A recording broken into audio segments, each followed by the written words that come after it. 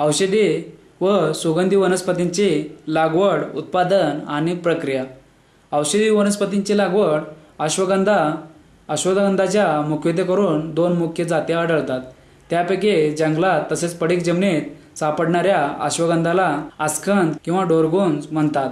अश्वगंधाचे झुडूप बहुवार्षिक असून 3 ते 4 वर्षात 1 ते 2 मीटर उंच वाढते. रोप वांग्याच्या रोपासारखे दिसते. हिचे पान गर्द हिरवट जाडसर उग्रवासाचे असतात आणि फळे गोलाकार पुष्पकोशाने झाकलेली असतात. बहुतांशी हेच फळ पक्षी मोठ्या प्रमाणात खातात, त्यामुळे तिचा प्रसार आपोआप सर्वदूर होतो. हिचे मूळ जाड, मोठे, लांब व भुरकट काळपट असते. त्याचा उपयोग सांधेदुखी व वेदनाशमक म्हणून करतात. पौष्टिक म्हणून गुरांनाही खाऊ घालतात. अश्वगंधा बाजारात विकली जाते आणि लागवड केली जाते. तिला बाजरी अश्वगंधा किंवा नागोरी अश्वगंधा म्हणतात. या अश्वगंधाचे पीक हंगामी किंवा वार्षिक असून हिचे झुडूप 50 ते 100 सेंटीमीटर उंच वाढते. पाने हिरवी, बारीक, लहान असतात. पुष्पकोश तुलनेने आस्कंदपेक्षा थोडे मोठे, लांबट असतात. हिचे मूळ बारीक, कमी लांब, ठिसूळ व पांढरे असून पौष्टिक आहेत. विशेषतः वाजीकरणावर व दुर्बलतेवर फार उपयुक्त असतात. अश्वाप्रमाणे ताकद देणारी ही वनस्पती असल्याने हिचे नाव अश्वगंधा पडले असावे. त्याचप्रमाणे अश्वगंधाच्या मुळांना घोड्याच्या लीथप्रमाणे गंध येतो, म्हणून तिला अश्वगंधा नाव देण्यात आले असावे. अश्वगंधा ही कोरियातील जिन्सेंग वनस्पतीला पर्यायी वनस्पती असल्याने हिला इंडियन जिन्सेंग असेही म्हणतात. अश्वगंधामध्ये WS-20 ही सुधारित जात विकसित केली आहे. लागवड पद्धत. हवामान व जमीन. अश्वगंधाचे पीक उष्ण व समशीतोष्ण हवामानात चांगले येते. या पिकासाठी मध्यम व भुसभुशीत पाण्याचा निचरा होणारी जमीन लागवडीसाठी योग्य असते.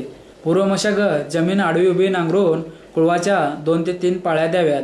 हेक्टरी 20 ते 25 गाड्या चांगले कुजलेले शेणखत अथवा कंपोस्ट खत मिसळावे. रोपवाटिका.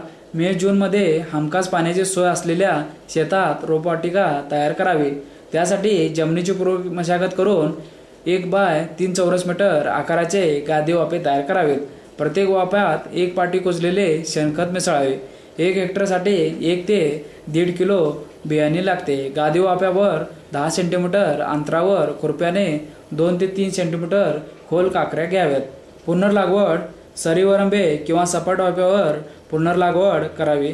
मुळांची वाढ चांगली होण्यासाठी शक्यतो 60 ते 70 सेंटीमीटर अंतरावर सरीवरंबे तयार करावेत. वरंबाच्या दोन्ही बाजूनी 2 रोपात 15 ते 20 सेंटीमीटर अंतर ठेवून लागवड करावी. लागवडीच्या वेळी 25 किलो नत्र, 25 किलो स्फुरद द्यावे. त्यानंतर 40 ते 50 दिवसांनी 25 ते 30 किलो नत्राचा दुसरा हप्ता द्यावा. मशागत करून 1 बाय 3 चौरस मीटर आकाराचे गादी वाफे तयार करावेत. प्रत्येक वाफ्यात 1 पाटी कुजलेले शेणखत मिसळावे. 1 हेक्टरसाठी 1 ते 1.5 किलो बियाणे लागते. गादी वाफ्यावर 10 सेंटीमीटर अंतरावर खुरप्याने 2 ते 3 सेंटीमीटर खोल काकऱ्या घ्याव्यात. पुनर्लागवड. सरीवरंबे किंवा सपाट वाफ्यावर पुनर्लागवड करावी. मुळांची वाढ चांगली होण्यासाठी शक्यतो 60 ते 70 सेंटीमीटर अंतरावर सरीवरंबे तयार करावेत. वरंबाच्या दोन्ही बाजूनी 2 रोपात 15 ते 20 सेंटीमीटर अंतर ठेवून लागवड करावी. लागवडीच्या वेळी 25 किलो नत्र, 25 किलो स्फुरद द्यावे. त्यानंतर 40 ते 50 दिवसांनी 25 ते 30 किलो नत्राचा दुसरा हप्ता द्यावा. ओलीत.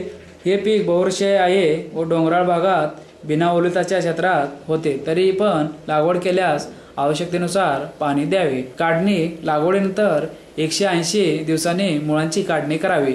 त्यानंतर मुळांचे 7 ते 10 सेंटीमीटर लांबीचे तुकडे करावेत आणि पाण्याने स्वच्छ धुवून काढावेत. जाडी व लांबीनुसार मुळांची प्रतवारी करावी.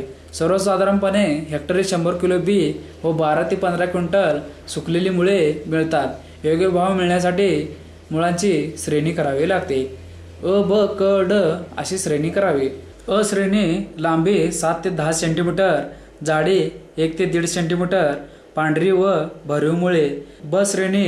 लांबी 5 ते 7 सेंटीमीटर, जाडी 1 सेंटीमीटर, ठिसूळ पांढरी व भरीव मुळे. क श्रेणी. लांबी 3 ते 4 सेंटीमीटर, जाडी 1 सेंटीमीटर पेक्षा कमी. डसरेणी कमी प्रतीची, लहान, पिवळसर असतात. उपयोग व रासायनिक द्रव्ये. मुळे पौष्टिक असून अशक्तपणावर, गर्भधारणेसाठी, गर्भाची वाढ होण्यास, नपुंसकत्व जाण्यासाठी तसेच शुक्रपेशींच्या वाढीसाठी वापरतात. तसेच सूज, क्षय, कृमी, दमा, कुष्ठरोग, कफ, वात, सांधेदुखी, अग्निदीपन, रक्तविकार, हृदय दौर्बल्य, आमवात, श्वेतप्रदर, दुखावलेल्या बैलांना अश्वगंधाच्या ओल्या मुळ्या चारल्यास बैल दुरुस्त होतो. काही म्हशींचे दूध वाढण्यास मदत होते. अश्वगंधाच्या मुळामध्ये 0.13 ते 0.31% इतके अल्कलॉइड असून विथानाइन हे महत्त्वाचे अल्कलॉइड आहे. इसबगोल हे वार्षिक पीक असून रब्बी हंगामातील पीक आहे. पीक 30 ते 40 सेंटीमीटर वाढते. झाडास बुंदा नसतो. इसबगोलची पाने 7.5 ते 20 सेंटीमीटर पर्यंत लांब व 1 सेंटीमीटर पर्यंत रुंद असतात. संपूर्ण झुडपावर व पानावर पांढऱ्या रंगाच्या केसांची लव असते. इसबगोलच्या झुडपास जमिनीपासून 5 ते 10 फांद्या येतात. त्यांना एकूण 20 ते 25 फुटवे येतात. जवळजवळ प्रत्येक फुटव्याला गव्हासारखी परंतु लहान ओंबी येते.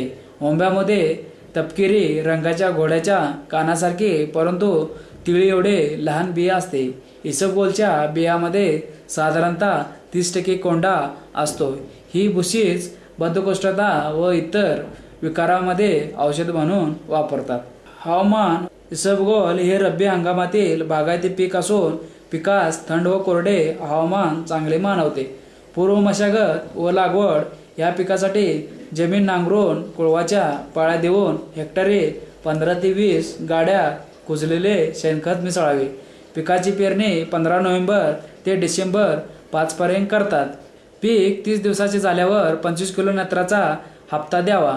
तसेच बी चिकात असताना पाणी द्यावे. पेरणीनंतर 50 ते 60 दिवसांनी फुलोऱ्यात येते. प्रत्येक झाडापासून 25 ते 100 फुटवे निघतात. सुरुवातीला निंदणी करून तण विरहित करावे. करपा रोगाच्या नियंत्रणासाठी पेरणीनंतर 30 दिवसांनी डायथेनियम 45 हे औषध फवारावे. काढणी. पेरणीनंतर 110 ते 120 दिवसांनी म्हणजेच मार्च-एप्रिल महिन्यामध्ये पीक काढणीस तयार होते. यावेळी पिकाचा रंग पिवळसर होऊन ओंब्या तपकिरी दिसतात. तसेच ओंब्या दाबल्यास त्यातून बी बाहेर पडते. बी स्वच्छ करून भुसी कोंडा काढण्याच्या खास गिरणीतील निरनिराळ्या कप्प्यातून इसबगोलची भुसी काढतात. साधारण बियामध्ये 25 ते 30% भुसी असते. तिचा उपयोग औषध म्हणून करतात. बियांपासून भुसी वेगळे करणे. गुजरात राज्यात 15 ते 20 कारखान्यामध्ये बियापासून भुसी वेगळी करण्याचे काम चालते. कारखान्यामध्ये साधारणतः बियांच्या एकूण 30% भुसी मिळते. उपयोग व रासायनिक द्रव्ये. इसबगोलची भुसी अल्सर, बद्धकोष्ठता, आंतरसूज, आमांस, प्रदररोग, पित्त, संधिवात, मूळव्याध, धातुपृष्ठतेज, रक्तस्राव, ज्वरप्रमेह, रक्तग्रहणावर व इत्यादी रोगावर उपयोगी आहे. बाजारभाव. इसबगोल बियाणे 20 ते 30 किलो प्रति किलो. इसबगोल भुसी 150 ते 200 रुपये प्रति किलो. औषधाच्या दुकानात सत इसबगोल नावाच्या रूपाने इसबगोल भुसी विकली जाते व हा माल गुजरातमधून आणला जातो. काडेचेरायत ही झुडूपवर्गीय वनस्पती आहे. याचे लहान झुडूप 30 ते 60 सेंटीमीटर उंच वाढत असून खोड चौकोनी असते. पाने भाल्यासारखी टोकदार असून वरून हिरवी, खालून फिकट हिरवी असून 2 सेंटीमीटर पर्यंत लांब असतात. फुले मंजरी किंवा परिमंजरी कक्षास्त एकाकी व रंगाने गुलाबी असतात. फळे बोंडवर्गीय असून 1.5 ते 2 सेंटीमीटर लांबीच्या चपट्या शेंगासारखी असतात. शेंगा पक्व झाल्यावर काळपट तपकिरी रंगाच्या दिसतात. 7 आठवड्याने रोपे 15 ते 20 सेंटीमीटर उंचीचं झाल्यावर पुन्हा लागवडीसाठी तयार होतात. लागवड. रोपे सपाट वाफ्याच्या किंवा सरी वारंब्यावर 30 बाय 20 किंवा 45 बाय 20 सेंटीमीटर अंतरावर लागवड करावी. लागवडीच्या वेळी हेक्टरी 25-25 किलो नत्र, स्फुरद व पालाश या खतांच्या मात्रा द्याव्यात. तसेच नत्राचा 25 किलोचा अतिरिक्त हप्ता 40 ते 45 दिवसांनी द्यावा. पाऊस नसल्यास गरजेप्रमाणे 10 ते 15 दिवसांनी पाणी द्यावे. वेळोवेळी निंदणी करून पीक तणविरहित ठेवावे. या पिकावर विशेष कीड व रोग येत नाहीत. 15 दिवसांनी पाणी द्यावे. वेळोवेळी निंदणी करून पीक तणविरहित ठेवावे. या पिकावर विशेष कीड व रोग येत नाहीत. तसेच नत्राचा 25 किलोचा अतिरिक्त हप्ता 40 ते 45 दिवसांनी द्यावा. काढणी लागवडीनंतर 100 ते 110 दिवसांनी पीक तयार होते. काढे चिरायची पाने शेंगा काळपट तपकिरी झाल्यावर पिकाची कापणी करावी. शेंगा पक्व झाल्यावर उन्हामुळे आपोआप तडकून त्यातील बी जमिनीवर पडते. म्हणून बियांसाठी शेंगाचा रंग क्वचितच पिवळसर झाल्यावर शेंगांची काढणी करावी. काढणी करताना संपूर्ण झाडाची कापणी करावी व 4 ते 5 दिवस सावलीत वाळवून योग्य प्रकारे साठवण करावे. पावसामुळे किंवा ओलाव्यामुळे पंचांग कुजणार नाही, काळे पडणार नाही याची काळजी घ्यावी. प्रति हेक्टरी पंचांगचे 7 ते 8 क्विंटल उत्पादन मिळते. उपयोग व रासायनिक द्रव्ये. काडे चिरायत हे सर्व प्रकारचे ताप, विशेषतः मुरलेल्या व जुनाट तापावर तसेच दम्यावर फारच गुणकारी आहे. कोरपड ही बहुवर्षीय वनस्पती असून तिला कोड नसते. तिचे पाने जाड, रसाळ व मांसल असतात. 8 ते 60 सेंटीमीटर लांब असतात. हिच्या पानांच्या कडांना बारीक काठे असतात. पानांची पूर्ण वाढ झाल्यानंतर पाने लालसर, हिरवी, पांढरट दिसतात. कोरपडचे लहान मोने लावल्यानंतर दुसऱ्या वर्षी डिसेंबर-जानेवारी महिन्यात झुडपांच्या मध्यावर फुलांचा दांडा बाहेर पडतो. कोरपड या वनस्पतीचे उगमस्थान पूर्व व दक्षिण आफ्रिका आहे. लागवड पद्धत. हवामान व जमीन. कोरपड ही उष्ण व दमट तसेच कोरड्या हवामानात चांगली येते. ही वनस्पती कमी पावसाच्या प्रदेशातही चांगली येते. नदी नाल्याच्या कडेलाही कोरपडीची बेटे मोठ्या प्रमाणात आढळून येतात. 8.5 पर्यंत सामो असलेल्या जमिनीतही कोरपड चांगली होऊ शकते. पूर्व मशागत. हेक्टरी 10 ते 15 टन चांगली कुजलेले शेणखत टाकावे. जमिनीच्या मजदुराप्रमाणे योग्य आकाराचे सपाट वाफे किंवा 60 ते 75 सेंटीमीटर अंतरावर सऱ्या वरंबे तयार करावेत. लागवड. कोरपडीची अभिवृद्धी झुडपाला फुटलेल्या मुनिव्यापासून करतात. तसेच मोठे झालेले रोपे व लहान मुळांचे 15 सेंटीमीटर लांबीचे तुकडे लागवडीसाठी वापरतात. पावसाळा सुरू झाल्यानंतर कोरपडीची लागवड सरीवरंबे किंवा सपाट वाफ्यात 60 बाय 45 सेंटीमीटर अंतर ठेवून करावी. प्रति हेक्टरी 20-20-20 किलो नत्र, स्फुरद व पालाची मात्रा द्यावी. या पिकावर विशेष रोग व किडी आढळून येत नाहीत. पानावरील काळे टिपके रोगाच्या नियंत्रणासाठी 0.25% डायथेमियम 45, 0.1% बाविस्टीन यांचे मिश्रण 3 ते 4 फवारण्या 15 दिवसाच्या अंतराने कराव्यात. काढणी. पूर्ण वाढ झालेल्या पानांची काढणी लागवडीनंतर 2 वर्षापासून सतत 4 वर्षापर्यंत करता येते. वर्षाला हेक्टरी 40 ते 60 टन पाने मिळतात. अलीकडे सौंदर्य प्रसाधने, विशेष करून क्रीम्स, शॅम्पू, केशवर्धक तेले केसातील कोंडा कमी करण्यासाठी आणि मुलायम कातीसाठी मोठ्या प्रमाणात कोरपड वापरतात.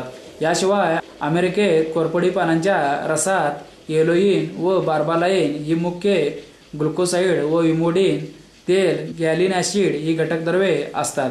काजकोईली ही वनस्पती वेलवर्गीय आहे. पाने त्रिदली असून 7 ते 13 सेंटीमीटर व देठ 6 ते 15 सेंटीमीटर लांब असतो. पानांच्या वरच्या बाजूला बारीक लव असते.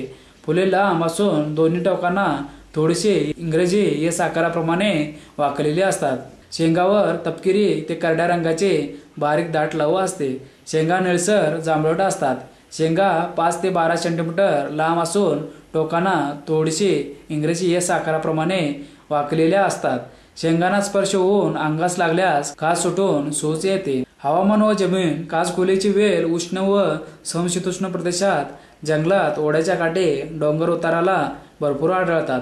काजकोईलीची लागवड खरीप हंगामात जून-जुलै महिन्यात करावी. ह्या पिकासाठी उत्तम निचरा असणारी हलकी ते भारी जमीन चालते. पूर्व मशागत. शेताची नांगरट करून 2-3 कुळवाच्या पाळ्या देऊन जमीन चांगली भुसभुशीत करावी. 10 ते 15 टन चांगली कुजलेले शेणखत मिसळावे. लागवडीसाठी प्रति हेक्टरी 20 ते 25 किलो बियाणे लागते. जमिनीत चांगला ओलावा असताना 1 मीटरच्या सरी ओरंब्यावर किंवा सपाट वाफ्यात 1 बाय 1 मीटर अंतरावर टोकन पद्धतीने लागवड करावी. लागवडीच्या वेळी हेक्टरी 100 ते 150 किलो डायअमोनियम फॉस्फेट या खताची मात्रा द्यावी. याखेरीज लागवडीनंतर 45 ते 75 दिवसांनी प्रत्येकी 25 ते 30 किलो नत्राचे 2 हप्ते द्यावेत. गरजेप्रमाणे खुरपण्या व पाणी द्यावे. काढणी व उत्पादन. लागवडीनंतर 45 ते 60 दिवसांनी फुलोरा येण्यास सुरुवात होते व तो बराच काळ चालू राहतो. शेंगा डिसेंबर जानेवारी महिन्यात तयार होण्यास सुरुवात होते. शेंगा पक्व झाल्यानंतर तडकत नाहीत, म्हणून संपूर्ण शेंगा पक्व झाल्यावर उन्हात वाळवून त्यातील बिया वेगळ्या कराव्यात. प्रति हेक्टरी 12 ते 15 क्विंटल बियांचे उत्पादन मिळू शकते. सिंचनाखाली व मंडप केल्यास पिकांचे उत्पन्न 30 ते 35 क्विंटल येऊ शकते. खुरसानी ओवा. खुरसानी ओवा ही झुडूपवर्गीय हंगामी वनस्पती असून इंग्रजीत तिला हेनबेन या नावाने ओळखतात. या वनस्पतीच्या नायजर, इल्बस व म्युटिकस अशा 3 प्रमुख जाती आहेत. त्यापैकी ब्लॅक हेनबेन याच प्रजातींची लागवड मोठ्या प्रमाणात करतात. खुरसानी ओव्याच्या झाडांच्या पानांना उग्र वास असतो व चवीला कडवटपणा असतो. झाडाची उंची 75 ते 160 सेंटीमीटर पर्यंत असते. पाने जाड, केसाळ, थोडे मांसल व मऊ असतात. हवामान व जमीन. हे पीक समशीतोष्ण कटिबंधातील असून महाराष्ट्रात हिवाळ्यात याची लागवड केली जाते. जास्त तापमान व आर्द्रता असलेल्या हवामानात या पिकाची वाढ समाधानकारक होत नाही. या पिकासाठी मध्यम किंवा पोयट्याची निचऱ्याची जमीन योग्य आहे. पूर्व मशागत व लागवड. जमीन चांगली नांगरून कुळवून भुसभुशीत करावी. हेक्टरी 20 ते 25 बैलगाड्या चांगले कुजलेले शेणखत घालावे. पेरणी 30 सेंटीमीटर अंतराच्या बाबरीने 2 सेंटीमीटर पर्यंत खोल करावी. बी 7 ते 10 दिवसात उगवते. लागवड रोपे तयार करून करायची असल्यास ऑक्टोबर महिन्यात योग्य आकाराच्या गादी वाप्यावर रोपे तयार करावी. 1 हेक्टर लागवडीसाठी 250 ते 300 ग्रॅम बी रोपवाटिकेत पेरावे. रोपे 8 ते 10 सेंटीमीटरचे झाल्यावर 30 बाय 30 सेंटीमीटर अंतरावर वाप्यात किंवा सरीवरंब्यावर लागवड करावी. पेरणीच्या वेळी तसेच पुनर्लागणीच्या वेळी 40 किलो नत्र, 40 किलो स्फुरद व 40 किलो पालाश ही खते द्यावी. त्यानंतर 40 ते 50 दिवसांनी हेक्टरी 40 किलो नत्राचा अतिरिक्त हप्ता द्यावा. 10 ते 15 दिवसाच्या अंतराने पाणी द्यावे. काढणी उत्पादन. खुरसानी ओव्याची पाने, कोवळ्या फांद्या व बिया यांचा उपयोग करतात. पीक 40% फुलोऱ्यात असताना खालची जुनी पाने अगोदर काढावीत. त्यानंतर वरची पाने, कोवळ्या फांद्या, फुलांची कापणी करावी. साधारणतः सर्व भाग हेक्टरी 20 ते 25 क्विंटल उत्पादन मिळते. गुगळ. गुगळ ही झुडूपवर्गीय वनस्पती आहे. या वनस्पतीचे झुडूप 2 ते 3 मीटर उंच वाढते. हिचा रंग राखाडे असून जुन्या खोडापासून पातळ कागदी साल निघत असते. मुख्य खोडापासून तसेच जमिनीतून विपुल फांद्या निघत असतात. त्यांना सुरुवातीला थोडा बाक असतो. या फांद्यांना परत गाठी असलेल्या विपुल काटेरी फांद्या येतात. गुगळाची पाने साधी 2 ते 2.5 सेंटीमीटर लांब, बिनदेठाची, अर्धवट, गोलाकार लांबट, किंचित कातरलेली असतात. लागवड पद्धत. या वनस्पतीच्या लागवडीसाठी उष्ण व कोरडे हवामान लागते. ही वनस्पती मुरमाड, हलक्या आणि कमी पाऊसमान असलेल्या प्रदेशात चांगली येते. रोपवाटिका. गुगळ बियांची उगवणक्षमता फारच कमी आहे.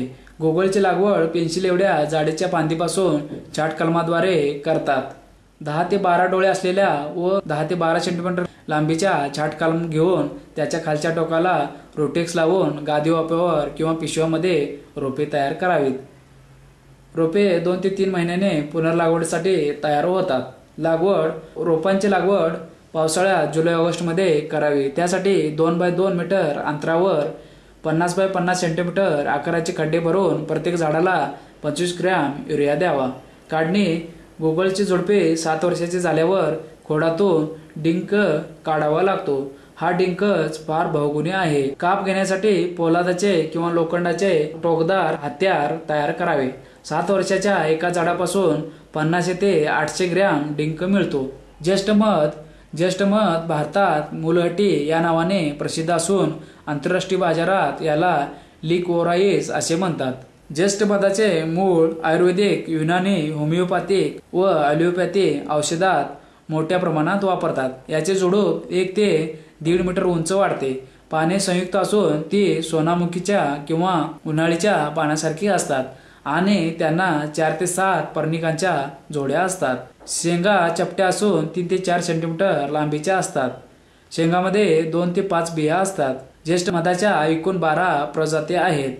त्यापैकी ग्लिसराइजा ग्लॅब्रा ही प्रजाती जास्त औषधी असून तिच्या टिपिका, ग्लॅडलीफेरा, फिओलॅशिया या जाती लागवडीसाठी आहेत. हवामान व जमीन ज्येष्ठ मदास समशीतोष्ण हवामान चांगले मानवते. तसेच मध्यम भारी अथवा पोट्याचे ओलावा धरून ठेवणारे जमीन लागवडीसाठी योग्य आहे. हे पीक 5.5 ते 8.2 सामू असलेल्या जमिनीत येऊ शकते. पूर्व मशागत ज्येष्ठ मधाची मुळे 0.5 ते 1 मीटर खोलीपर्यंत वाढत असल्यामुळे जमिनीची खोल नांगरट करावी. 8 ते 10 टन शेणखत किंवा कंपोस्ट खत टाकून 2 ते 3 कुळवाच्या पाळ्या द्याव्यात. लागवड या पिकाची लागवड 10 ते 20 सेंटीमीटर लांबीच्या 3 ते 4 डोळा असलेल्या मुळ्या जमिनीत ते 6 ते 8 सेंटीमीटर खोल लावून करतात. साधारणतः 1 हेक्टरसाठी 250 ते 300 किलो ओल्या मुळ्यांचे बेणे लागते. लागवडीच्या वेळी 40 किलो नत्र, 40 किलो स्फुरदाची मात्रा द्यावी. नंतर प्रत्येक वर्षी 30 किलो नत्र द्यावे. लागवडीनंतर लगेच पाणी द्यावे. पिकाला गरजेप्रमाणे 10 ते 15 दिवसाच्या अंतराने पाणी द्यावे. पानांच्या मागच्या बाजूला गर्द रंगाच्या ठिपक्या रोगासाठी डायथेनियम 45 किंवा 2210 हे औषध फवारावे. काढणी ज्येष्ठ मधाची काढणी 1.5 वर्षापासून 3 वर्षापर्यंत करता येतात. जास्त दिवसाच्या पिकाचे उत्पादन जास्त येते. जमीन खोलवर खोदून सर्व मुळ्या काढाव्यात. काढणी हिवाळ्यात करावी म्हणजे मुळातील ग्लिसराइजिन ऍसिडचे प्रमाण जास्त असते. मुळ्या काढल्यावर 10 ते 12 दिवस सावलीत वाळवाव्यात. सुकलेल्या मुळामध्ये 10% पेक्षा जास्त ओलावा ठेवू नये. पिकांच्या कालावधीनुसार हेक्टरी 25 ते 50 क्विंटल उत्पादन मिळते. पानपिंपळी ही वेलवर्गीय वनस्पती असून हे पीक 3 ते 4 वर्षापर्यंत घेता येतात. हिचे पान हृदयाकृती नागवेलीच्या पानासारखी आहे, परंतु किंचित रसाळ असतात. पानपिंपळीचे पीक लावल्यानंतर हे वेलीना 6 महिन्यानंतर फळे येण्यास सुरुवात होते. त्यानंतर वर्षभर फळे येत राहतात, परंतु फळे येण्याचा खरा मोसम ऑगस्ट हा आहे. फळे सुरुवातीला हिरवी दिसतात व पक्व झाल्यावर काळपट हिरवी व वाळल्यावर काळी दिसतात. फळ 1.5 ते 3 सेंटीमीटर लांब असून 5 ते 7 मिलीमीटर जाड असते व चवीला तिखट असते. पानपिंपळीचे नर व मादीचे वेल वेगवेगळे दिसतात. हवामान व जमीन या पिकास उबदार दमट हवामान आणि काही प्रमाणात सावली अनुकूल असते. तसेच या पिकास उत्तम निचऱ्याची भरपूर सेंद्रिय घटक असलेली गाळाची किंवा मध्यम पोट्याची लाल मातीची जमीन चांगली मानवते. पूर्व मशागत हे पीक बहुवर्षीय असल्याने जमीन खोल नांगरून कुळवाच्या पळ्या घालून भुसभुशीत करावी आणि हेक्टरी 30 ते 40 गाड्या चांगले कुजलेले शेणखत मिसळावे. लागवडीसाठी 1.5 बाय 3 मीटर आकाराचे वाफे तयार करावेत. रोपे मार्च-एप्रिल महिन्यात तयार करावीत. पिंपळीची रोपे 8 बाय 15 सेंटीमीटर आकाराच्या प्लास्टिक पिशवीत तयार करावेत. 3 ते 5 डोळ्यांच्या छाटकलमा करून त्यांच्या खालच्या टोकांना रोटेश पावडर लावावी. त्यानंतर ते प्लास्टिक पिशवीत लावावेत. विदर्भात रोपे तयार न करता फेब्रुवारी-मार्च मध्ये छाटकलमे घेऊन शेतीतील वाफ्यात लागवड करतात. लागवडीसाठी 1.5 बाय 3 मीटर आकाराचे वाफे तयार करावेत. प्रत्येक वाफ्यात 50 ते 60 सेंटीमीटर अंतरावर 2 लहान सरीव वरंबे तयार करावेत. लागवडी अगोदर वाफे भिजवावे. त्याच वेळेला वरंब्याच्या माथ्यावर एरंड किंवा हातगाई यांच्या बिया 30 सेंटीमीटर अंतरावर लावाव्यात. लागवडीच्या वेळी हेक्टरी 20-40 किलो नत्र, स्फुरद, पालाश खतांची मात्रा द्यावी. लागवडीनंतर 40 ते 50 दिवसांनी हेक्टरी 100 ते 120 किलो डायअमोनियम फॉस्फेट खत द्यावे.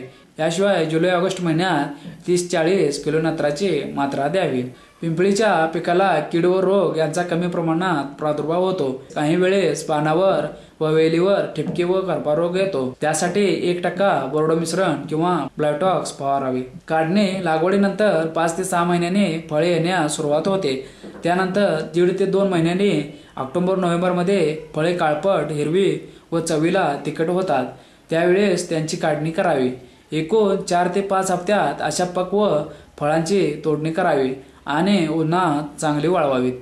कोकण, केरळ, तामिळनाडू, कर्नाटक या भागात सरासरी दर हेक्टरी 10 क्विंटल वाळलेली पिंपळी उत्पादन होते. अकोला, अमरावती जिल्ह्यात दर हेक्टरी 15 ते 16 क्विंटल वाळलेली पिंपळी मिळते. रानवांगी नगदी पिकांना खात्रीचा पर्याय. रानवांग्यापासून 16 DAP नावाचे रसायन कोरफडीपासून जेली व पावडर, तसेच हळद, आले, सुगंधी व औषधी वनस्पतीपासून सुगंधी तेल, नैसर्गिक खाद्यरंग, औषधी अर्घ इत्यादी निर्मितीचा अभिनव व भव्य प्रकल्प औरंगाबाद येथील मुळे उद्योग समूहाने हाती घेतला आहे. आसाममधील खासी पर्वतावर वाढणाऱ्या रानवांग्यात संशोधकांना सोलासोडी नावाचे द्रव्य जास्तीत जास्त आढळून आले आहे. सोलोसिडीन सुद्धा 16 DPAची निर्मिती होते. सोलोनम खासियानम या नावाने ओळखल्या जाणाऱ्या या जातीवर भारतीय शास्त्रज्ञांनी 25 ते 30 वर्षे संशोधन करून जास्तीत जास्त उत्पादन देणारे व जवळपास काठे नसणारी नवीन हायब्रिड जात निर्माण केली आहे. रानवांग्याची नर्सरीसाठी शक्यतो सपाट जमीन निवडावी. 3.5 फूट रुंद, 8.5 फूट लांब, 4 ते 6 इंच उंच अशी गादी वाफे तयार करावी. जमीन अतिशय सपाट असल्यास वाफेची लांबी 15 फुटापर्यंत वाढवता येते. गादी वापरावरील मोठे ढेकळे फोडून दगड, काडी कचरा वेचून गादी मऊ व सपाट बनवावी. 100 ग्रॅम संपूर्ण किंवा 125 ग्रॅम सुपला 15-15-15 गादी क्षेत्रावर पसरून मिसळून द्यावे. वाफ्याच्या आडव्या दिशेने 3 ते 4 इंच अंतरावर सरळ व समांतर रेषेत वाफ्याच्या पृष्ठभागावर बी टाकावे. बी मातीने झाकू नये, खोल पेरू नये. पाऊस पडल्यावर आवश्यकतेनुसार 2 ते 3 दिवसाआड पाणी द्यावे. उगवणीनंतर 20 ते 25 दिवसांनी प्रत्येक वाफ्यात 40 ते 50 ग्रॅम संपूर्ण पेरून द्यावा. 15 लिटर पाण्यात 30 milli Multiplex, 9 milli Miraclone, 25 gram magnesium sulphate मिसळून द्यावा. लागवड पावसाने जमिनीत पुरेशी ओल झाल्यावर जून 15 पासून जुलै 11 पर्यंत रानवांग्याची शेतात लावणी करता येते. हलक्या ते मध्यम जमिनीत 3 ते 4 फुटावर व मध्यम ते भारी जमिनीत 3 ते 5 फुटावर सऱ्या पाडून एक जागी एक रोप लावावे. आंतरमशागत लावणीनंतर 15 ते 20 दिवसांनी निंदणी व खुरपणी करून घ्यावी. दुसऱ्या खुरपणीनंतर 4 किंवा 5 फुटांच्या गाळ्यातून पाणी देण्यासाठी लगेच सऱ्या काढाव्यात. रासायनिक खते लावणीनंतर 10 ते 12 दिवसांनी एकरी सुपला 15-15-15 125 किलो किंवा संपूर्ण 19-19-19 100 किलो द्यावा. लावणीनंतर 60 दिवसांनी एकरी सुपला 75 किलो किंवा संपूर्ण 60 किलो द्यावा. तोडणी 15 फेब्रुवारीनंतर उष्ण हवामान किंवा पाण्याची कमतरता किंवा या दोन्ही कारणाने नवीन लागलेल्या फळांची वाढ थांबते व पीक वारंवार ऊन धरते. यानंतर पाणी बंद करून फळांची तोडणी करावी. टोमॅटो प्रमाणे फळे एका बाजूला वाळवून तोडल्यास सहजासहजी निघते. मजूर दिवसाकाठी 100 ते 150 किलोपर्यंत फळे तोडू शकतो. पावसाची शक्यता असल्यास तोडणी वातावरण स्वच्छ होईपर्यंत पुढे ढकलावे. वाळवणे शेण पाणी शिंपडून बैलजोडी किंवा ट्रॅक्टर फिरवून पक्के खळे तयार करावे. 2 ते 3 दिवसांनी फळे वातड झाल्यावर त्यावर चालून किंवा हलका रोलर फिरवून टिचवून घेतल्यास फळे लवकर वाळतात. उत्पन्न कोरड्या रानवांग्यांचे उत्पन्न एकरी 15 क्विंटल पर्यंत येते. अशा परिस्थितीत काही शेतकऱ्यांनी एका एकरात 30 ते 35 क्विंटल पर्यंत उत्पादन घेतले आहे. वेखंडाचे खोड जमिनीखाली एकाच दिशेने 60 सेंटीमीटर पर्यंत लांब वाढत असते. त्यावर तांबूस रंगाचे आवरण असते. त्याचे पीक एका वर्षातही घेता येते. वेखंडाची पाने 45 ते 60 सेंटीमीटर उंच वाढतात. पाने गर्द हिरवी व चकचकीत तसेच किंचित मांसल असतात. वेखंडाच्या कंदाप्रमाणे पानांनाही सुगंध असतो. हवामान व जमीन ही वनस्पती समशीतोष्ण हवामानात चांगली येते. या वनस्पतीला भाताप्रमाणे भरपूर पाऊस आवश्यक आहे. तसेच वेखंडाचे पीक तलावाच्या आणि नदी नाल्याच्या काठी, गाळ्याच्या पाणथळ जमिनीत तसेच भात कचरा चांगली होऊ शकते. पूर्व मशागत व लागवड हे पीक वर्षभर किंवा वर्षापेक्षा जास्त काळ जमिनीत राहत असल्यामुळे जमीन चांगली नांगरून कुळवून भुसभुशीत करावी. हेक्टरी 20 गाड्या कुजलेले शेणखत मिसळावे. लावणीचा हंगाम सामान्यपणे मार्च-एप्रिल असतो, परंतु सिंचनाची सोय असल्यास वर्षातून केव्हाही लागवड करता येते. कंदावरील पाने कापून घ्यावीत. कंद 5 ते 6 सेंटीमीटर जमिनीखाली दाबून लागवड करावी. लागवडीसाठी 2 ओळीतील अंतर 30 सेंटीमीटर व 2 रोपातील 30 सेंटीमीटर अंतर ठेवावे. प्रत्येक खड्ड्यात 1 पाटी कुजलेले शेणखत तसेच हुमणीच्या नियंत्रणासाठी 20 ते 30 ग्रॅम 10% लिंडेन किंवा 10% कार्बोल मिसळून खड्डे भरावेत. पावसाने ताण दिल्यास वेल चांगले वाढेपर्यंत 8 ते 10 दिवसांनी पाणी द्यावे. त्यानंतर जमिनीच्या मजदुराप्रमाणे आणि हंगामाप्रमाणे 15 ते 20 दिवसांनी पाणी द्यावे. वेल चांगले वाढल्यावर पाण्याची कमतरता असल्यास उशिराने पाणी दिले तरी चालते. काढणी शतावरी मुळांची पहिली काढणी 1.5 ते 2 वर्षांनी करावी. त्यानंतर प्रत्येक वर्षात 10 ते 15 वर्षापर्यंत मुळाचे उत्पादन घेता येते। त्यासाठी कुदळीने किंवा टिकावाने जमीन खोदून झुपक्याने वाढलेली मुळे काळजीपूर्वक काढावी। त्यानंतर लगेच मुळावरील बारीक साल काढून म्हणजेच वाळवण्याची प्रक्रिया ही लवकर होते। सदाफुली हे बहुवर्षीय झुडूपवर्गीय वनस्पती असून ती 1 मीटर उंचीपर्यंत वाढते। खोड रंगाने जांभळट किंवा फिकट हिरवे असून त्याला अनेक फांद्या असतात। पाणी रंगाने गर्द हिरवी व साधे असून जोडीमध्ये एकमेकांच्या विरुद्ध असतात। सदाफुलीत अनेक जाती असून फुलांच्या रंगावरून 3 महत्त्वाच्या जाती आढळतात। गुलाबी जांभळ्या फुलांची, पांढऱ्या फुलांची, पांढऱ्या फुलामध्ये मध्यभागी गुलाबी जांभळ्या रंगाचा बारीक ठिपका असलेली जात। 1 ग्रॅममध्ये 800 ते 900 बिया असतात। हवामान व जमीन सदाफुलीची वाढ उष्ण तसेच समशीतोष्ण हवामानात चांगले होते। हे पीक सर्व प्रकारच्या जमिनीत येते, परंतु चांगला निचरा होणारे मध्यम किंवा पोयट्याची जमीन या पिकास योग्य आहे। पूर्व मशागत लागवडीपूर्वी जमीन नांगरून व कुळवून भुसभुशीत करावी। हेक्टरी 15 ते 20 गाड्या चांगले कुजलेले शेणखत मिसळावे। सदाफुलीची लागवड खरीपात करतात, तसेच सिंचनाखाली हे पीक कधीही घेता येते। सदाफुलीचे नवीन बियाणे वापरून बाबरीने 45 सेंटीमीटर अंतरावर पेरणी करावी। पेरणीसाठी हेक्टरी 2.5 किलो बियाणे लागते। सदाफुलीची बी बारीक असल्यामुळे पेरणी करताना त्यात चाळलेले बारीक ओलसर रेती मिसळावी। रोपे 5 ते 10 सेंटीमीटर उंच वाढल्यावर 2 रोपांमध्ये 30 सेंटीमीटर अंतर ठेवून वेरळणी करावी।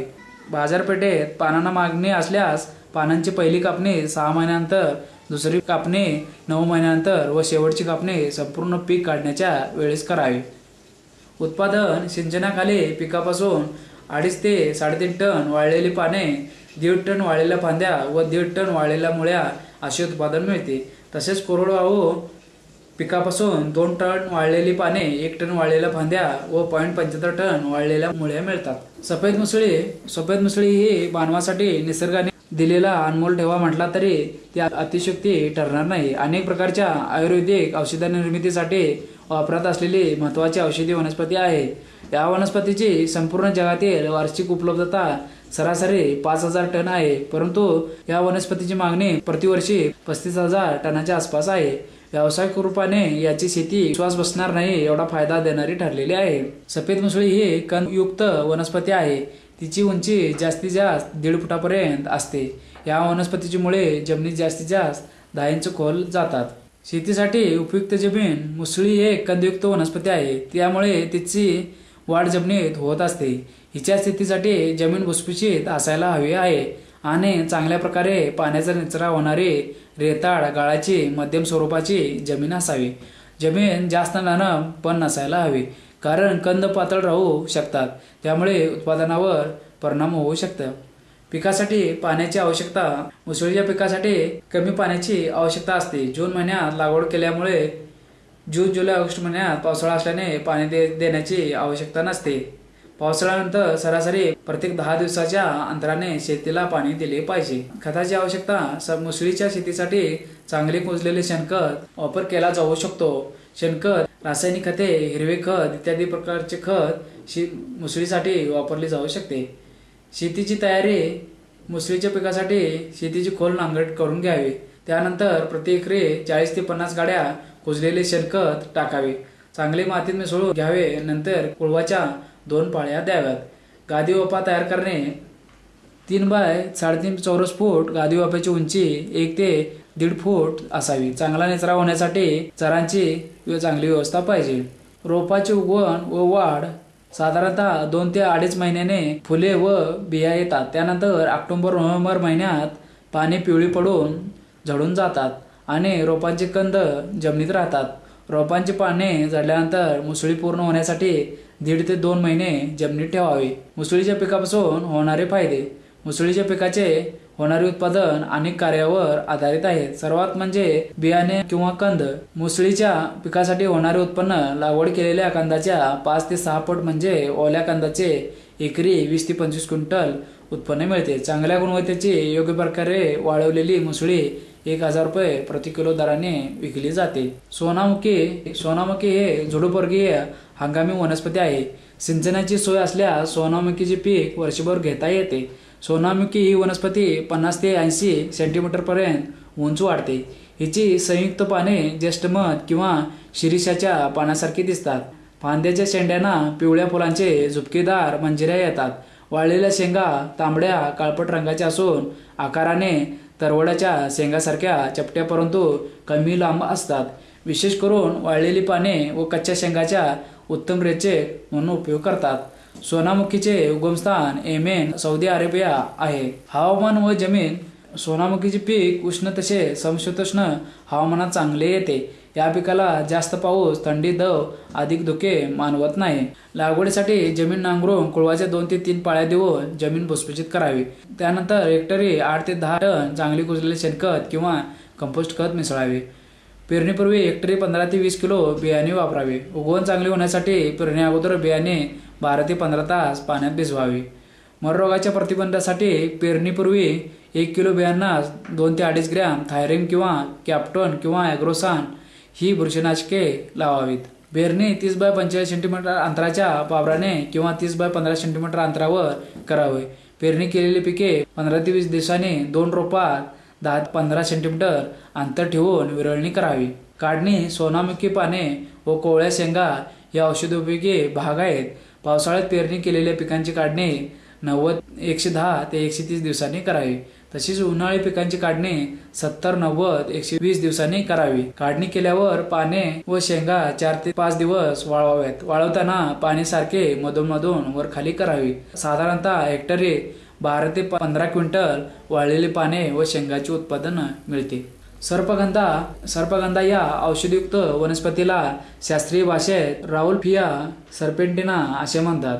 याची मुळे अतिशय लांब सापाच्या आकाराची असतात म्हणून संस्कृतमध्ये या वनस्पतीला सर्पगंधा असे नाव पडले. आंतरमशागत. मुळांची चांगल्या प्रकारे वाढ होण्याकरता पहिल्या वर्षी 2 ते 3 वेळा निंदणी करावी.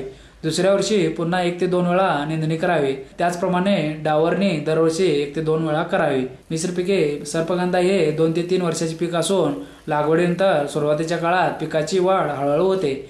त्यामुळे सर्पगंधाच्या 2 मळीमधील जमिनीत खरीप तसेच रब्बी हंगामात मिश्र पिके घेता येतात. काढणी. सर्पगंधाच्या मुळांचे जास्तीत जास्त उत्पन्न मिळवण्याकरता 2 ते 3 वर्षे लागतात. साधारणतः दुसऱ्या वर्षी डिसेंबर-जानेवारीमध्ये मुळे काढणे सुरू करावे. काढणी सुरू करण्यापूर्वी शेताला हलकी पाणी द्यावे. मुळ्या कोदळीने खोदून काढाव्यात जेणेकरून सर्व प्रकारच्या मुळ्या गोळ्या करता येतील. नंतर मुळावरील माती काढून घ्यावी. उत्पन्न.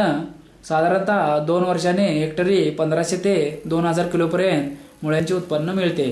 पिकांची काढणी जर 3 वर्षांनी केली तर उत्पन्न 2500 किलोपर्यंत जाऊ शकते.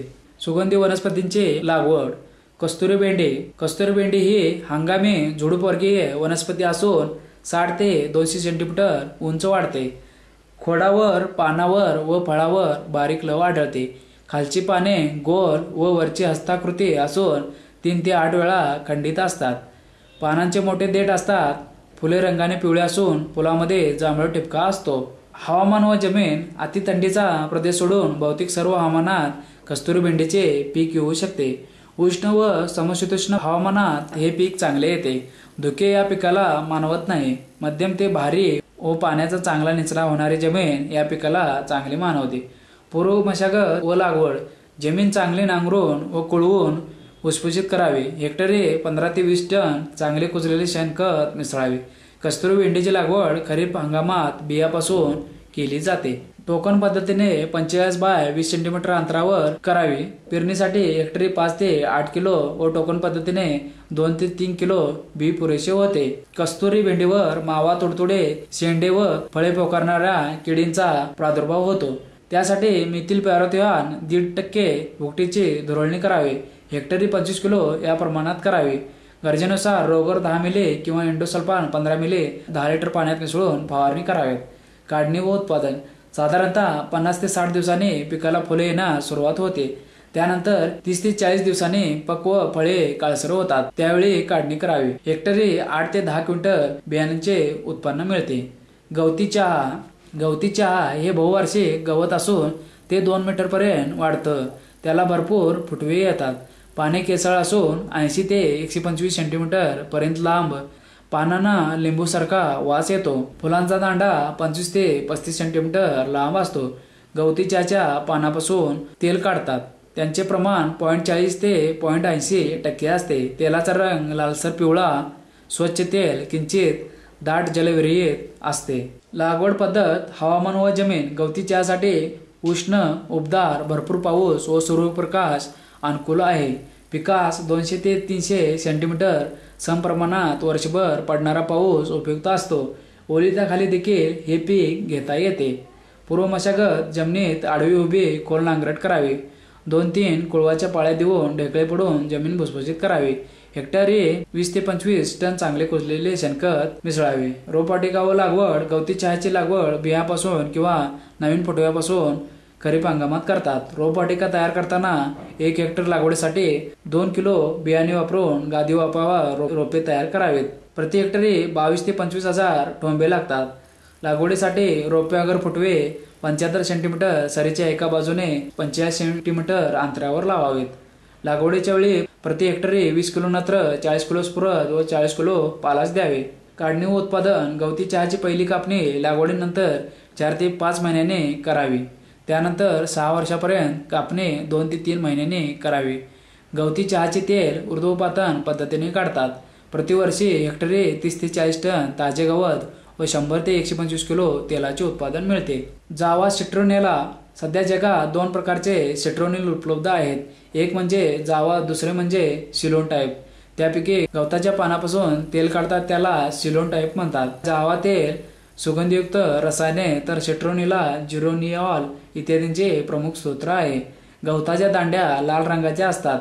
पाने सुरेख धार असलेली हिरवी व लालसर कडांचे असतात.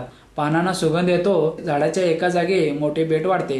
गवताची उंची सरासरी 210 ते 215 सेंटीमीटर एवढी होते. हवामान व जमीन. जावा सिट्रोनेला या गवताचे पीक उष्ण, उबदार हवामानामध्ये तसेच भरपूर सूर्यप्रकाश आणि 200 ते 250 सेंटीमीटर पर्जन्यमान असलेल्या भागात चांगले येते. पूर्व मशागत व लागवड. आडवी व उभे 20 ते 30 सेंटीमीटर खोल नांगरट करून 2 ते 3 कुळवाच्या पाळ्या देऊन जमीन भुसभुशीत करावी.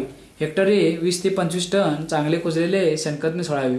लागवडीसाठी 75 सेंटीमीटर अंतरावर सरीवरंबे तयार करावेत. लागवडीच्या वेळी प्रति हेक्टरी 20 किलो नत्र, 60 किलो स्फुरद, 40 किलो पालाश द्यावे. तसेच लागवडीनंतर 30 दिवसांनी प्रति हेक्टरी 20 किलो नत्राचा व प्रत्येक कापणीनंतर 30 किलो नत्राचा हप्ता द्यावा. काढणी व उत्पादन. लागवडीनंतर पहिली कापणी 4 ते 5 महिन्यांनी करावी. नंतरच्या कापण्यात 2.5 ते 3 महिन्यांनी कराव्यात. पहिल्या वर्षी साधारणतः 3 कापण्या होतात. नंतर दुसऱ्या वर्षापासून 4 कापण्या. 5 वर्षापर्यंत कापणी महिन्यांनी 8 ते 10 सेंटीमीटरवर विळ्याने करावी. जावा सिट्रोनेलाचे तेल ऊर्ध्वपातन पद्धतीने काढतात. लागवडीनंतर पहिल्या वर्षी अनुक्रमे 15 ते 20 टन गवतापासून 150 ते 200 किलो तेल मिळते. दुसऱ्या ते चौथ्या वर्षापासून 25 ते 30 टन गवतापासून 250 ते 300 किलो तेलाचे उत्पादन मिळते. जिरॅनियम. सुगंधी जिरॅनियम ही झुडुपवर्गीय बहुवर्षीय वनस्पती असून विविध हवामानात वाढणारी आणि पाण्याचा ताण सहन करणारी सुगंधी वनस्पती आहे. या वनस्पतीचे मूळ स्थान दक्षिण आफ्रिकेतील कॅप्रे प्रांतातील डोंगराळ उतारावर आहे. भारतात सुमारे 20 टन जिरॅनियम तेलाचे उत्पादन होते. हवामान व जमीन. जिरॅनियम हे पीक उष्णकटिबंधाच्या सरहद्दीवरील तसेच उष्णकटिबंधातील हवामानात 750 ते 1500 मिलीमीटर वार्षिक पर्जन्यमान असलेल्या प्रदेशात चांगले होऊ शकते. पिकास जास्त धुके मानवत नाही. कमी पर्जन्यमान असलेल्या प्रदेशात हे पीक सिंचनाखाली घेता येते. पूर्व मशागत व लागवड. लागवडीसाठी जमीन आडवी उभी खोल नांगरून ढेकळे पडून कुळवाच्या 3 ते 4 पाळ्या देऊन भुसभुशीत करावे. हेक्टरी 15 ते 20 गाड्या कुजलेले शेणखत मिसळावे.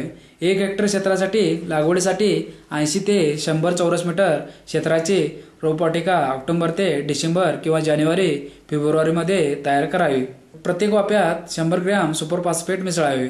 मर रोग येऊ नये म्हणून त्यासाठी 25% डायथेमियम 45 च्या द्रावणामध्ये गादी वाफे भिजवावीत. लागवडीच्या वेळी प्रति हेक्टरी 40 किलो नत्र, 40 किलो स्फुरद व 40 किलो पालाश द्यावे.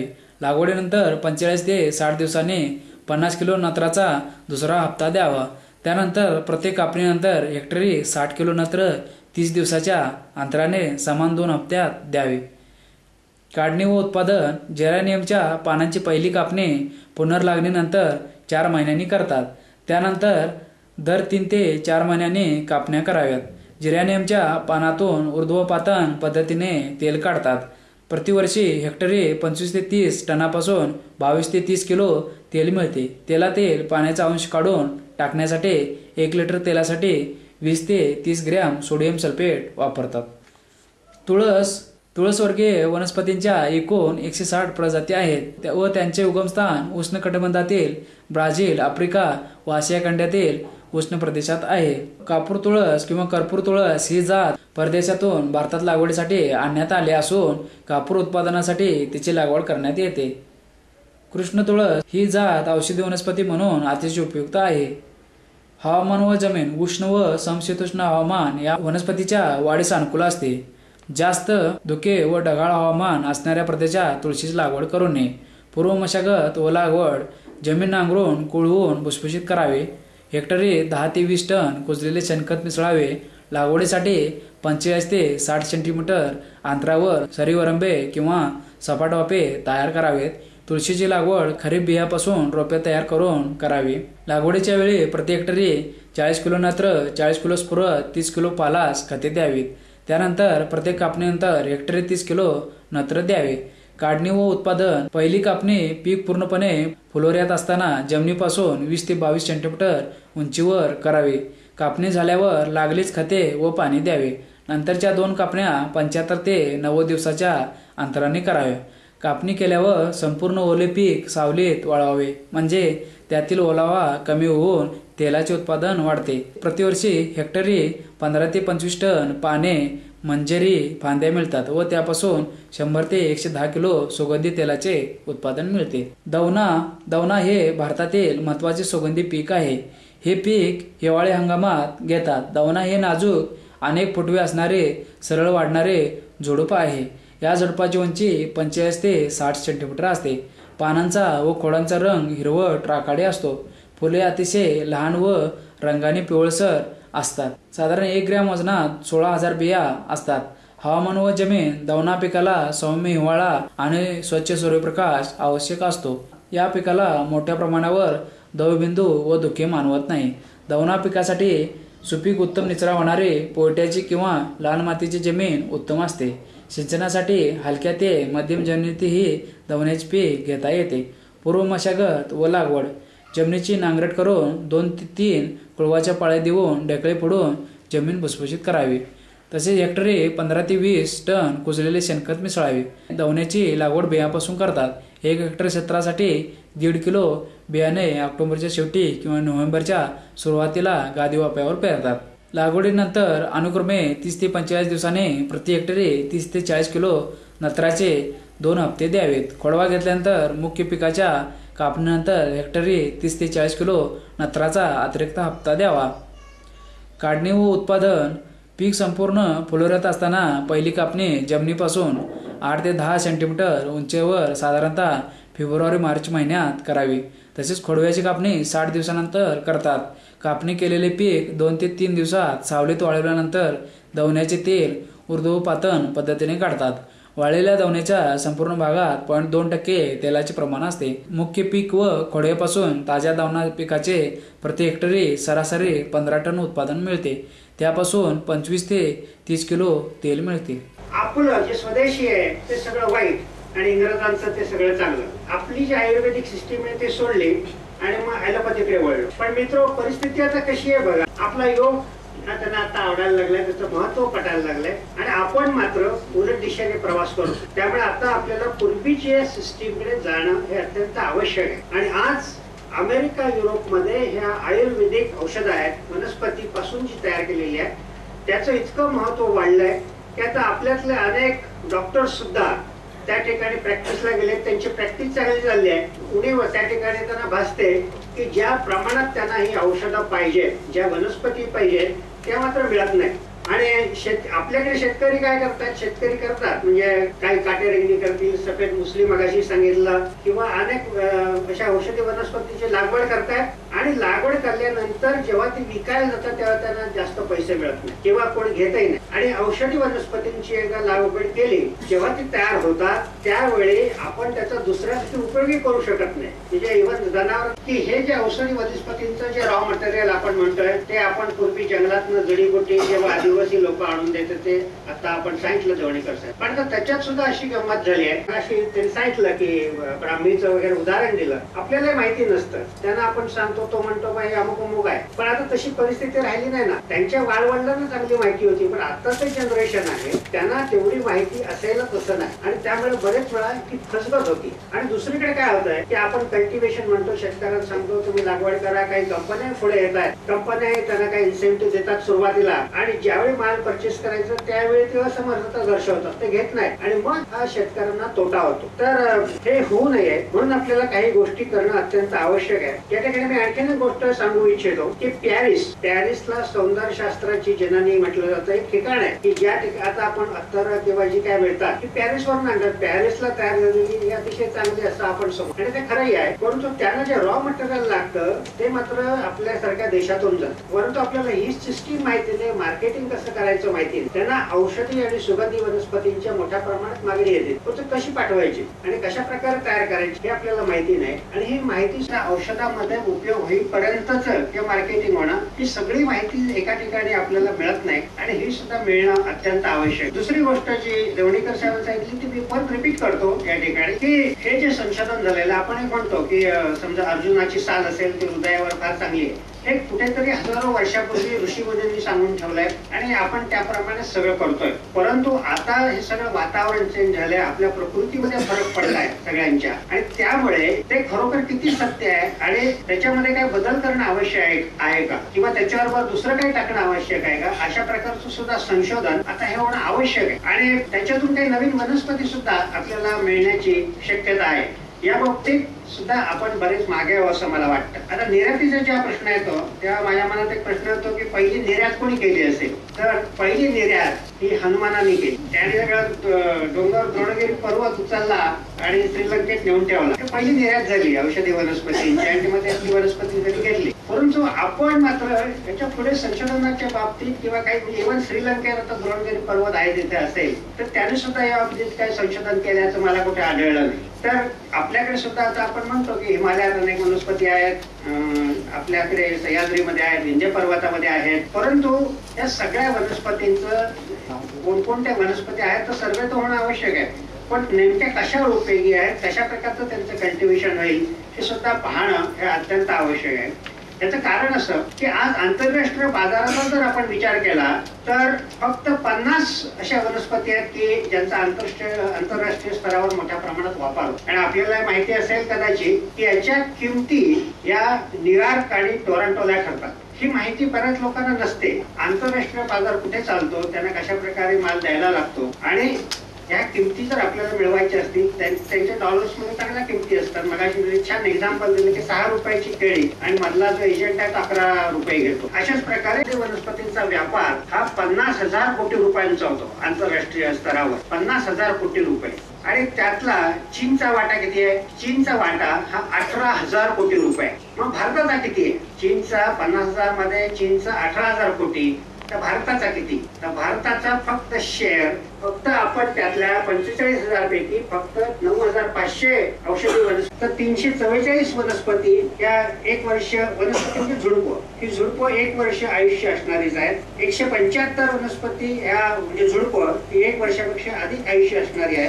354 ही मोठी झाड आहे आणि 127 वेली आहेत. पण ह्याच्याशिवाय सुद्धा अनेक अशा वनस्पती आहेत की ज्यांचा कदाचित पूर्वी चरक बेरकने सुद्धा अभ्यास केला नसेल. परंतु हा सुद्धा होणं आवश्यक आहे. कारण काय की आपण आंतरराष्ट्रीय स्तरावर व्यापार करायला जातोय. मग आपल्याला असं दाखवून द्यायला लागणार आहे की या वनस्पती फक्त एंडेमिक आहेत आमच्याकडेच होतात आमच्याशिवाय दुसऱ्या कुठे नाही आहेत. मग त्या वनस्पतीला आपल्याला जास्त मागणी असेल. जर जी वनस्पती चीन मध्ये बनवते आपल्याकडे पण होते तर नक्कीच त्याच्यामध्ये कॉम्पिटिशन राहणार आणि आपल्या याला जे वनस्पती आहे त्याला कमी किंमत मिळेल. अनेक कारण आहेत त्याच्यासाठी आणि म्हणून आपल्याला अशा एंडेमिक वनस्पती ज्या भारतामध्येच होतात आपल्याच प्रदेशात होतात याच्यासाठी शोधून काढून त्यांचा उपयोग काय होतो शोधून काढून आणि मग त्या आंतरराष्ट्रीय बाजारात आपण देणं हे अत्यंत आवश्यक आहे असं मला वाटतं.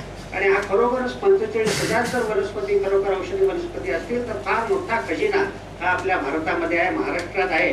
आणि याचा चांगल्या प्रकारचा उपयोग केला, हा सगळ्यांसमोर आणला तर आपल्या सगळ्यांचंच भलं त्याच्यामध्ये होणार आहे. आता ह्या गोष्टी जेव्हा करत असताना आपल्याला एकच गोष्ट म्हणजे फक्त कल्टिवेशन किंवा हे करून चालणार नाही. त्याच्यासाठी आपल्याला सगळ्यांनी एकत्र येणं आवश्यक आहे. म्हणजे त्याच्यामध्ये शेतकरी, शास्त्रज्ञ, त्याच्यानंतर व्यापारी आहेत, कारखानदार आहेत, या सगळ्यांनी मिळून जेव्हा एक ऍक्टिव्हिटी होईल. एक औषधी वनस्पतींची मागणी, सौंदर्य प्रसाधने, जनावरांची कीडनाशके, औषधी निर्मिती इत्यादीसाठी वाढलेली नजीकच्या काळात आपल्याला आढळून येते.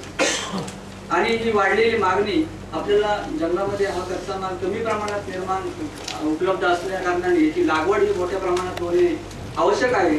आणि लागवड केल्यानंतर त्याची विक्री ही योग्य तऱ्हेने होणं गरजेचं आहे. आणि यासाठी आपण औषधी उत्पादक शेतकरी आणि व्यापारी किंवा कारखानदार यांना या ठिकाणी एकत्रित या ठिकाणी केलेलं आहे की राज्यस्तरीय कार्यशाळा आपण आयोजित केलेली आहे. आणि या कार्यशाळेचा उद्देश आपण भाषणांमधून मान्यवरांच्या ऐकलेला आहे. आणि 2 दिवस आपण या कार्यशाळेमध्ये सहभाग घेऊन योग्य ते आपण त्याच्यातून सोल्युशन काढणार आहोत.